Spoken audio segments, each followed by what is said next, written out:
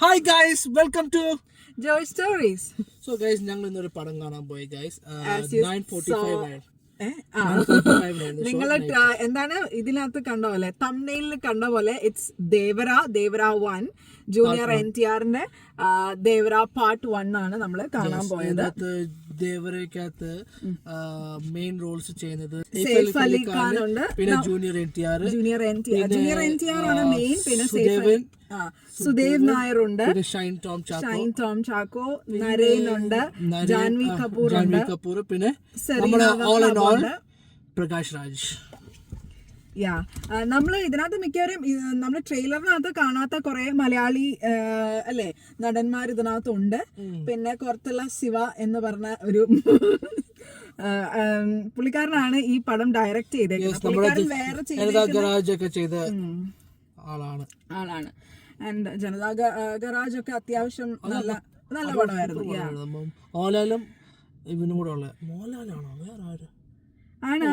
ആണ് മോഹൻലാലും NTR ഇത് ബിഫോർ ഗൈസ് ഞങ്ങൾ ഇതിന്റെ ഡൗൺ സൈഡ് പറയുന്നതിന് മുമ്പ് strictly entertainment wise it was good. Yes, entertainment ഉണ്ട്. സീൻസും കാര്യങ്ങളും ഒക്കെ ആയിട്ട് മ്യൂസിക് അത്യാവശ്യം, പിന്നെ അത്യാവശ്യം വൈറൽ ആയിട്ടുള്ള മ്യൂസിക് ആണ്. മറ്റേ എന്താണ് ചുട്ടമല്ലേ ആ പാട്ട് അത്യാവശ്യം വൈറലാണ്. ഇപ്പൊ ഇൻസ്റ്റാഗ്രാമിലും യൂട്യൂബിലും ഒക്കെ അത്യാവശ്യം വൈറലാണ്. ആ പാട്ട് കൊള്ളാം കേട്ടോ. മ്യൂസിക് ഇസ് നൈസ്, പാട്ട് കൊള്ളാം, സീൻസും നൈസാണ്, പാട്ടിന്റെ സീൻസും നൈസാണ്. പിന്നെ BGMS ഓക്കെ അനിരുദ്ധാണ് മ്യൂസിക് ചെയ്തിരിക്കുന്നത്. BGM നൈസ് ആയിട്ടുണ്ട്. കമ്മിങ് ടു ദി കഥ ഇല്ലാന്ന് പറയാൻ പറ്റില്ല, പക്ഷെ ഇതിന് ലോജിക്കും കാര്യങ്ങളും ഒന്നും ഇല്ലാത്തവര് ചെന്നിരുന്ന് കാണുക. ഇതെല്ലാം റിലേറ്റ് ചെയ്തേക്കുന്ന ഒരു എന്താ പറയുന്ന ഒരു കടല് സമുദ്രം എന്നുള്ള ഒരു ബേസിലാണ് മൊത്തം പടം റിലേറ്റ് ചെയ്ത് വന്നിരിക്കുന്നത്. ചുരുക്കത്തിൽ പറഞ്ഞ ഗൈസ്, ഇംഗ്ലീഷിലെ Pirates of the Caribbean full കടലായിരുന്നല്ലോ, അതുപോലെ അങ്ങനെ കുറച്ച് ലോജിക്ക് ഇല്ല. അതെനിക്ക് അറിയില്ല. ഇനി നമുക്ക് ലാംഗ്വേജ് മാറുമ്പോൾ ഉള്ളൊരു പ്രശ്നം അല്ലേ, ചിലപ്പോൾ നമ്മൾ മലയാളികൾ കാണുമ്പോൾ അങ്ങനെ തോന്നുന്നതാണോ ചിലപ്പം ഇത്. പക്ഷെ പാൻ ഇന്ത്യൻ ആയിട്ട് ഇറങ്ങുമ്പം നമ്മൾക്കും കൂടെ ഇച്ചിരി ലോജിക്കലായിട്ട് ഫീൽ ചെയ്യണ്ടേ അല്ലേ, ഒരു അഭിപ്രായം നമുക്കുണ്ട്. അല്ലാതെ എനിക്കറിയില്ല ആ ഭാഷക്കാർക്ക് മാത്രമാണോ ഇത്ര ഈ പടം കാണുമ്പോൾ ഇത്ര രോമാഞ്ചം വരുന്നതെന്ന് എനിക്കറിയില്ല. പക്ഷെ നമുക്ക് അത്രയ്ക്കൊരു രോമാഞ്ചം വരില്ല, നമുക്ക് ചിരിയാണ് വരുന്നത് ചില സീനൊക്കെ കാണുമ്പോൾ. പ്രത്യേകിച്ച് ഈ കടലിന്റെ അടിയിലെ കുറെ സീനുകളുണ്ട്. സസ്പെൻസും ഇല്ല. എന്താ പറയാ, പടം കണ്ടിട്ട് ബാഹുബലിയുടെ 1ാം ഭാഗത്ത് ഒരു ബാഹുബലി അതേപോലെ തന്നെ ഒരു റീമേക്ക് ആണ് ഫീൽ ചെയ്തത്. കറക്റ്റ് ബാഹുബലി എങ്ങനെ പാർട്ട് 1 നിർത്തുന്നോ അതുപോലെ തന്നെയാണ് അവരും നിർത്തിയേക്കുന്നത്. പിന്നെ എനിക്ക് ചിലയിടത്തൊക്കെ ഒരു ARM ടച്ചൊക്കെ തോന്നി. എല്ലാരും നന്നായിട്ട് അഭിനയിച്ചിട്ടൊക്കെ ഉണ്ട്, അതിനൊന്നും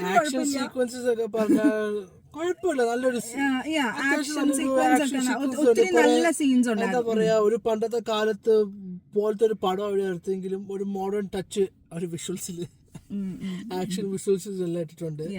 എല്ലാം VFX ആണ് guys. The blood and everything is VFX. Everything is VFX. നന്നായിട്ട് മനസ്സിലാവും നമുക്ക്. പിന്നെ ചില സെറ്റ് ഒക്കെ ഇട്ടേക്കുന്നൊക്കെ ഭയങ്കര ഓവറായിട്ട് തോന്നും. ലൈക്ക് പടം കാണുമ്പോഴേ അത് മനസ്സിലാവുള്ളൂ. പിന്നെന്താ, വെള്ളം, കടലിൽ മീനില്ല. No fish in the sea, guys. No, it's like welcome back to Joy Stories, guys. Under the sea there is no fish. Okay guys, only 1 shark, 2 shark അല്ല 3 shark അല്ലേ. അല്ല, നമുക്ക് ഭയങ്കര ഒരു അൺനാച്ചുറൽ, നമുക്കറിയാം ഇതൊക്കെ കടലിന്റെ അടിയിലാണെങ്കിൽ പോലും സെറ്റിട്ട് ചെയ്തേക്കുന്നതാണെന്ന് നമുക്കറിയാം.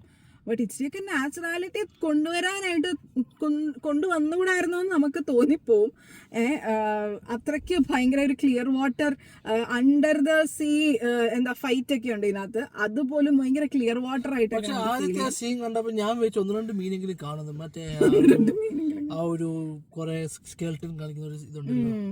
പിന്നെ അതുമല്ല, ഒരു ഷാർക്കിന്റെ കൂടെ ഉള്ള ഒരു ഫൈറ്റ് ഒക്കെ ഉണ്ട്. അതൊക്കെ ഭയങ്കര അൺനാച്ചുറൽ ആയിട്ട് നമുക്ക് ഫീൽ ചെയ്യും. VFX ഒക്കെ ഇട്ടുകൊണ്ട് വലിയ കുഴപ്പമില്ല. പക്ഷെ ഒരു ഷാർക്കിന്റെ കൂടെ ഫൈറ്റ് ചെയ്യുന്ന ഒരു സീനുണ്ട്.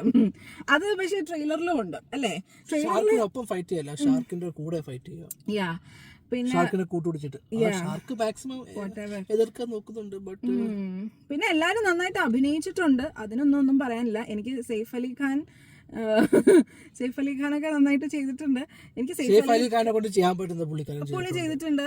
പിന്നെ പുള്ളിയുടെ മേക്കപ്പ് ഒക്കെ അടിപൊളിയായിരുന്നു. പുള്ളിക്കാരന് 2 ലുക്ക് ഉണ്ട് ഈ സിനിമയ്ക്കകത്ത്. എന്നിട്ട് സെക്കൻഡ് വന്ന മേക്കപ്പ് സൂപ്പർ ആയിട്ടുണ്ട്.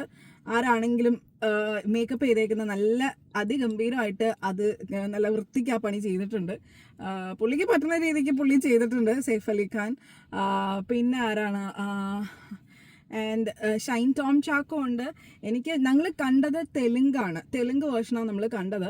പക്ഷെ ഷൈൻ ടോം ചാക്കോനെയൊക്കെ നമ്മൾക്ക് പുള്ളിക്കാരനെയൊക്കെ മലയാളം സിനിമയിൽ കൂടെ അറിയാവുന്നത് അറിയില്ല. പുള്ളിക്കാരന്റെ ഡബ് ചെയ്യുന്ന ഒട്ടും തന്നെ ആ ക്യാരക്ടറിനോട് ഒരു ജസ്റ്റിഫിക്കേഷൻ ഇല്ലാത്ത പോലത്തെ ഒരു വോയിസ് ആണ് കൊടുത്തിരിക്കുന്നത്. അതുകൊണ്ട് അത് വല്ലാതെ നമുക്ക് ഫീൽ ചെയ്യുന്നു. പിന്നെ നമ്മുടെ മലയാളത്തിൽ നിന്ന് ഇത്രയും പേരാണുള്ളത്. ഷൈൻ ടോം ചാക്കോണ്ട് നരേനുണ്ട്. പിന്നെ ആരാണ്, സുദേവ് നായരുണ്ട്. സുദേവ് നായരൊക്കെ പൊളിച്ചിട്ടുണ്ട്. അവരൊക്കെ അഭിനയം അടിപൊളി പൊളിച്ചടുക്കിയിട്ടുണ്ട്, ഒന്നും പറയാനില്ല. സുദേവ് നായരൊക്കെ സൂപ്പറായിട്ട് ചെയ്തിട്ടുണ്ട്. ബട്ട് ഓൾ ഇൻ ഓൾ ഒരു തെലുങ്ക് പടത്തിന്റെ തലയുമായിട്ട് പോയി കാണുക. അപ്പൊ കുറച്ചൊക്കെ കാര്യങ്ങളൊക്കെ നമുക്ക് ഇഷ്ടപ്പെടും. എന്തൊക്കെയോ കഥയും കാര്യങ്ങളൊക്കെ ഉണ്ട്. പിന്നെ ഇതിനകത്ത് എടുത്തു പറയേണ്ട ജാൻവി കപൂറിന്റെ സീൻസ് ആണ്. പുള്ളിക്കാരിയെ കാണാൻ അതിഗംഭീരമായിട്ടുണ്ടായിരുന്നു. പുള്ളിക്കാരിയെ കാണാൻ തന്നെ നമ്മൾ തിയേറ്ററിൽ വരുന്ന കുറച്ച് ആൾക്കാർ, സെറ്റ് ഓഫ് ആൾക്കാരുണ്ടാവും എന്ന് എനിക്ക് തോന്നുന്നു. കാരണം അത്രയ്ക്ക് അതിഗംഭീരമായിട്ടാണ് ജാൻവി കപൂറിനെ ഇതിനകത്ത് ലൈക്ക് പോർട്രേ ചെയ്തേക്കുന്നത്. പിന്നെ പുള്ളിക്കാരിക്ക് വലിയ രീതിക്കുള്ളൊരു റോൾ ഉള്ളതായിട്ട് ഫീൽ ചെയ്യത്തില്ല. Just for the sake of കുറെ പാട്ടും കുറെ ഡാൻസ് നമ്പേഴ്സിനും വേണ്ടി മാത്രമായിട്ട് വെച്ചേക്കുന്ന ഒരു റോള് പോലെ തോന്നി. ഷീ ക്യാൻ ഡു മോർ അല്ലേ? പുള്ളിക്കാരിക്ക് ഇതിൽ കൂടുതൽ ചെയ്യാനുള്ള കഴിവും കാര്യങ്ങളും ടാലന്റ് ഉള്ള ഒരാളാണ്. കുറച്ചുകൂടെയൊക്കെ ഒരു എന്താ പറയുന്ന ഒരു വൈഡ് റേഞ്ചിലുള്ള കുറച്ചുകൂടെ അറ്റ്ലീസ്റ്റ് കുറച്ചുകൂടെ അത് ആൾക്കാർ ഭയങ്കരമായിട്ട് മനസ്സിലാക്കിക്കുന്ന പോലെയാ. ഞങ്ങൾ വെറുതെ ഇതിനു വേണ്ടി മാത്രമായിട്ട് കൊണ്ടിട്ടേക്കുന്ന പോലത്തെ കുറച്ച് സീൻസ് മാത്രമേ പുള്ളിക്കാരിക്ക് കൊടുത്തിട്ടുള്ളൂ. Very pretty in this. ആ ഒരു ഇതില് ഒന്നും പറയാനില്ല. ഓരോ സീൻസിലും സസ്പെൻസ് ഇല്ല.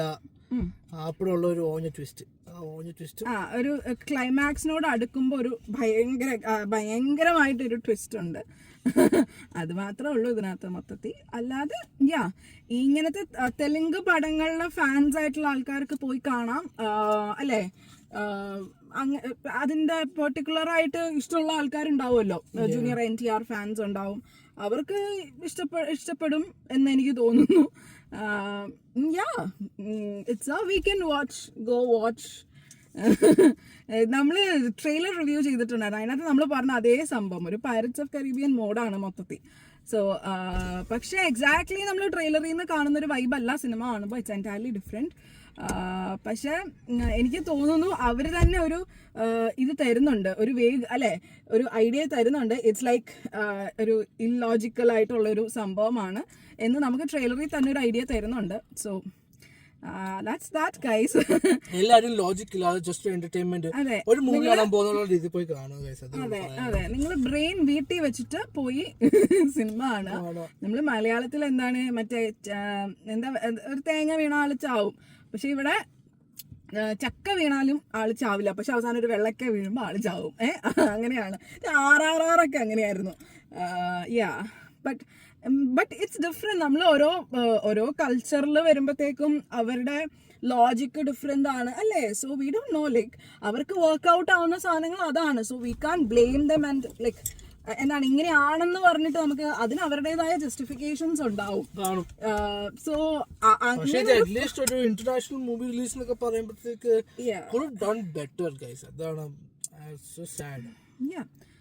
എസ്പെഷ്യലി ലൈക്ക് ഹിന്ദിയിൽ നിന്ന് ആൾക്കാരെ കൊണ്ടുവന്ന് മലയാളത്തിൽ നിന്ന് ആൾക്കാരെ കൊണ്ടുവന്ന് എനിക്കറിയില്ല തമിഴിൽ നിന്നും ആളെ കൊണ്ടുവന്ന്.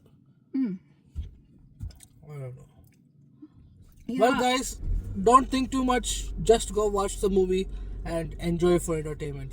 That's it. That's all guys പറയാൻ. So this is Joe Stories signing off. Bye.